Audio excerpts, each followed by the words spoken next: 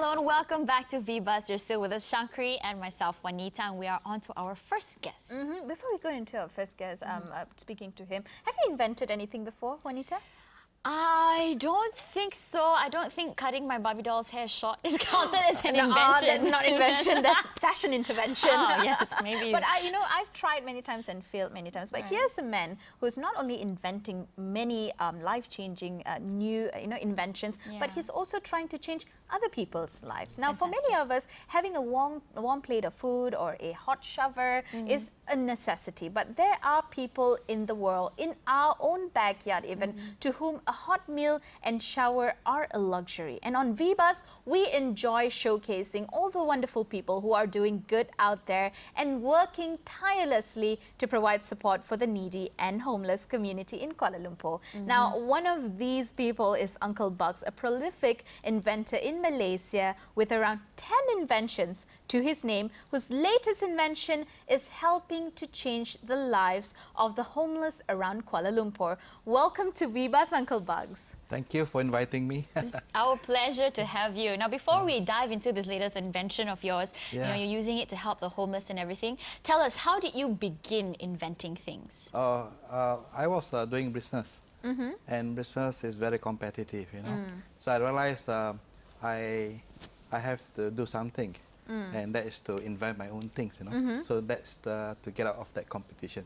So then when I started to invent my own things, then I thought if I could put it to the people, and whoever uses it, and they have to come back to me again, because it's a different design. So that's what invention do for us, It gives us a new, a fresh of air, so that we can get away from a tough competition. So in the beginning, when I started my invention, then I began to participate in invention competition, and then I sort of won some, and then from there I realized my talent is in the creativity, and then I keep inventing things. Keep inventing. But Uncle Bugs, we do understand that growing up you were helping your father in his hardware shop, and you started inventing a different sort of engine at that time, Uncle Bugs. Now, at that time, did your family support you? Did they see the talent in you? No, they basically we come from a family that good at trading. We are an agent of certain brand, and we sell. So when I started on my own, I'm very lucky that I managed to get the National Innovation Award. So with that, the government was willing to fund me, and I was very happy that the government assisted me. Right. That's great. I mean, you pushed, I guess, looking back, you pushed yourself because your parents taught you to do things a certain way.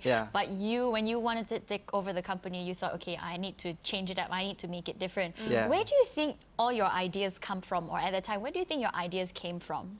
Well, I'm very specific. When I look at certain problems, then I have to deal with the problems, and I get thinking how I can help the user have a better life, So that's where then my mind start thinking and conceptualize. And some ideas come quite easy, but some ideas take a while to actually firm up and says that is a correct solution. All right. So Uncle Bugs was talking with us earlier, and you were saying, some ideas, they sound so easy, but they take years to develop into an invention. Some of the things that you want to go to the industry, you have to pass the industrial test. So in order for me to build such thing, so what I do is once I have my concept, I will go to a university where the university have all the researcher, and they have all the engineering software to run my ideas, and also the lab tests and so forth. So they are very happy to see me because I'm from the outside. They are in the university, they don't know what's going on the outside. So I bring a lot of information about what is the current trend, what is the pricing of stainless steel, or this whatever it is. So they welcome people like me. So we have a very good relationship. You're the person with industrial experience, Uncle Bugs. But do you remember what was the first ever thing that you invented? I invented an engine that's made out of aluminum extrusion. So you can have one cylinder, then you slot in like a Lego, then you can have 2 cylinders, you slot in again, then you can have 3 cylinders, and so forth. That's crazy. That sounds easy. How old were you at the time when you invented I it? was in my 30s. In your 30s already? Yeah. Wow, that's fantastic.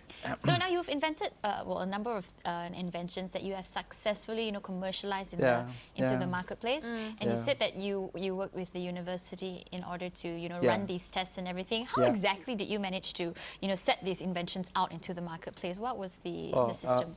Once we have this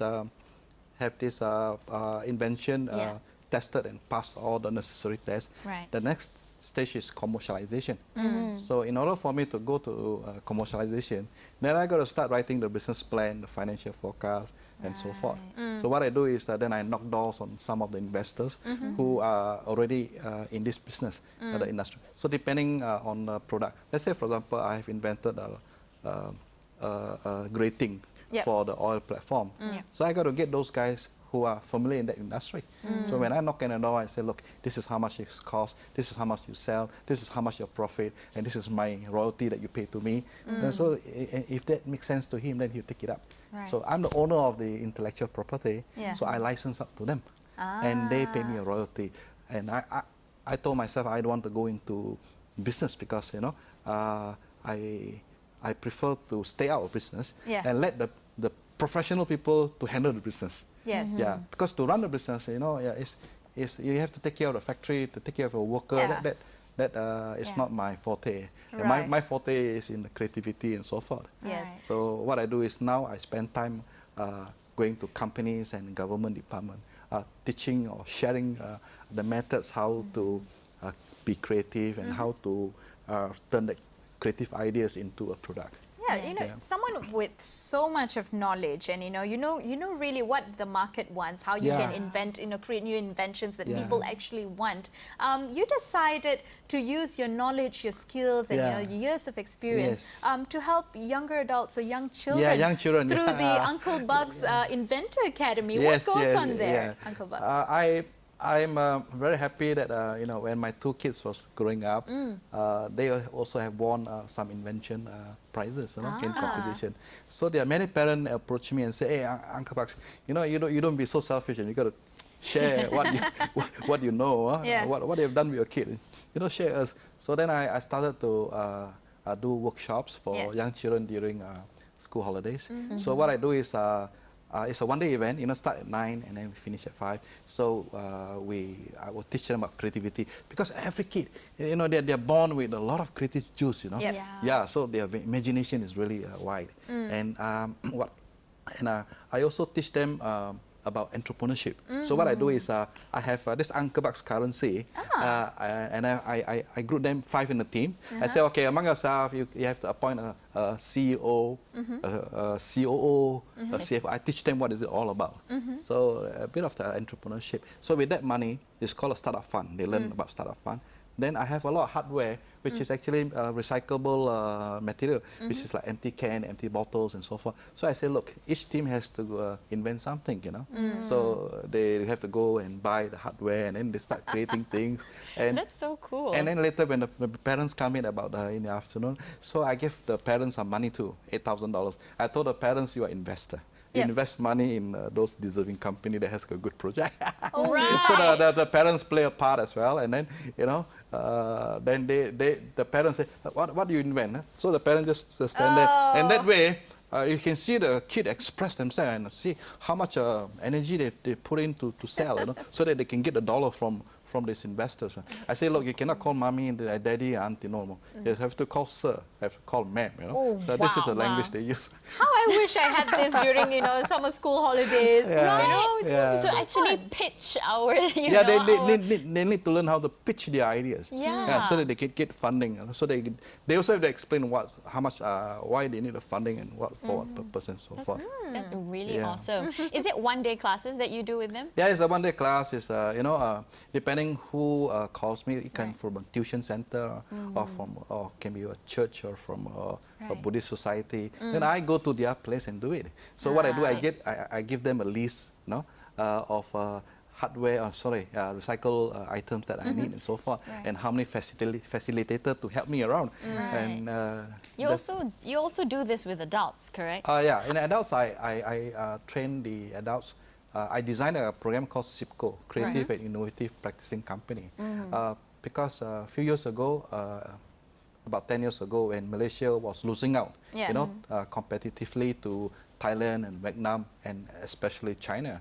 So most of the company, MMC company, has relocated to China and leaving our subcontractor who has been supplying to all this company ideal and doesn't know what to do. So the governments identify me and say, hey, Mr. Bugs, look, we need you to come to the ground and tell us, how can we help all these contractors so that they can survive. So I came up with this program called CIPCO, and I go down and train them. So the program is to tell the CEO, because in Malaysian company, normally the boss make all the decision. He's the one to come up with the idea, but he forgot 200 guys on the shop floor has got ideas too. But that never come to the boss.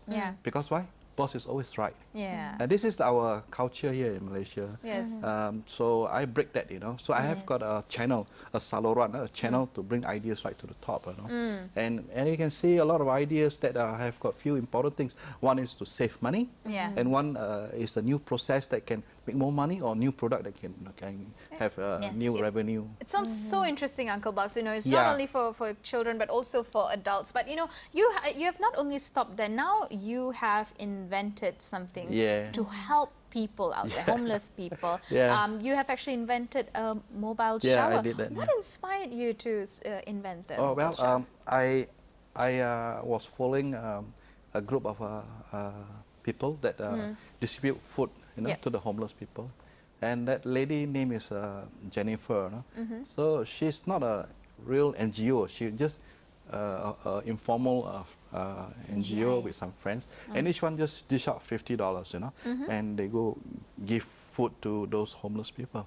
So I was there along with them, and I saw how they have done, so much compassion in it. And when I came home that night, and I talked to myself, I too have to do something. So then I got up the next morning and I said, look, I want to do a mobile shower. Wow, just like that. And how long did it take? Because when I was talking to them, I find that they have this problem of unable to get employed. They are not able to get employed because they look dirty. When they go to interviews, or they look smelly. So I thought, if I can give them a shower, they can brush their teeth, give themselves a good scrub. Maybe they have a chance. How long did it take to invent the shower? Just like 1-2 weeks. To design and create it? Wow, it's very quick. Okay, actually, it's quite easy. Tell us some of the features of the mobile shower. How does it work? Okay, this mobile shower is collapsible, foldable, so to speak. So there are a lot of bolts and nuts, and you take them out, and then there are some steel frame. First, you have to install the steel frame. Then after that, you then put in the water hose, and also there's a water pump. And also I have a water tank, and the water tank is able to give about 5 people a good shower. Wow. Yes, and also I heard the water tank doubles as a container. You can put everything inside. So when you are done with all the shower, you empty the tank, and then the other things, the wires and the bulbs and everything, all you put inside.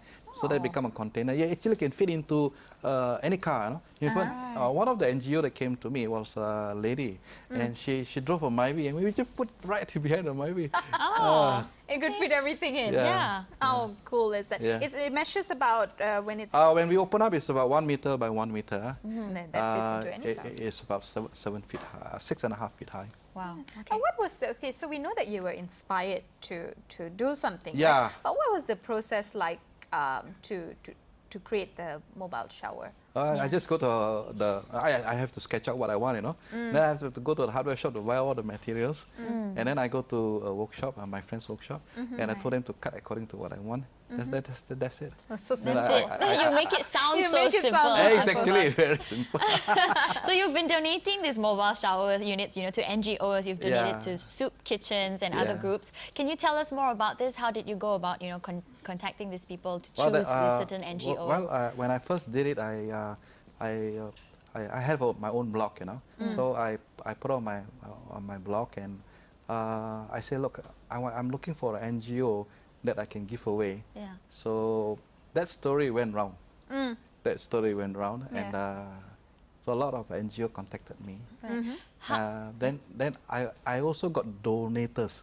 They donate. They say, Uncle Bugs, how much it costs? So I told them how much it costs. They say, okay, can you please give me your bank account? And then they gave me the money. Wow. So they just gave me for the material cost. So I still have my own contribution. How many units did you make at the moment, there are first? 4 units. 4 units? Yes. 2 units gone to street feeders of Kuala Lumpur. There's 1 unit that went to a church, Harbour City Church. And then 1 more unit, I'm giving it to Mustard Seed Soup Kitchen. All right. Now, Uncle Bugs, you've seen, you've been inventing for so many years now. Yes. And where do you think our country stands in terms of innovation? We have this ranking done by INSEAD, which is a renowned research institution. They rank Malaysia as number 32 around the world. Okay. Yeah, it's not too bad. So we are gaining ground. So when they rank us, they rank on readiness, innovation readiness. So the ecosystem must be put in place, including the intellectual property protection, including the researcher, including the finance, including the commercializations. Right. But Malaysia, we still short of 1 or 2 puzzles. We should get there soon. We have a lot of creative people here in Malaysia. How far do you think, Uncle Bugs, how far do you think innovation in technology can extend towards helping the needy and the homeless in Malaysia? Okay. How important is it? Okay. So if you look at the world rich country, and if you take the list, the top 30, and if you take another list of the most innovative country in the world, you can take the top 30. You can see the names are always the same. That means countries who are innovative, they are likely to be rich also. It goes hand in hand. It goes hand in hand. So 86% of the country are rich, they are also innovative. So in that sense, if Malaysia can get into that, then we are rich. Then when the society is rich, then we can help the poor. Yes, definitely. You know, Uncle Bugs, it was really great speaking to you today. And I think what you do, we at WeBuzz think what you do is absolutely amazing. And we hope you continue inventing. I hope so. Thank you for joining us today. Thank you so much. Yeah, thank you. All right, Juanita, how fun was that? Very, very fun, very inspirational. You know. Now, when we come back from our short commercial break, we'll be speaking to Mama G, who is also a mentor in the fashion industry. So you guys stay tuned.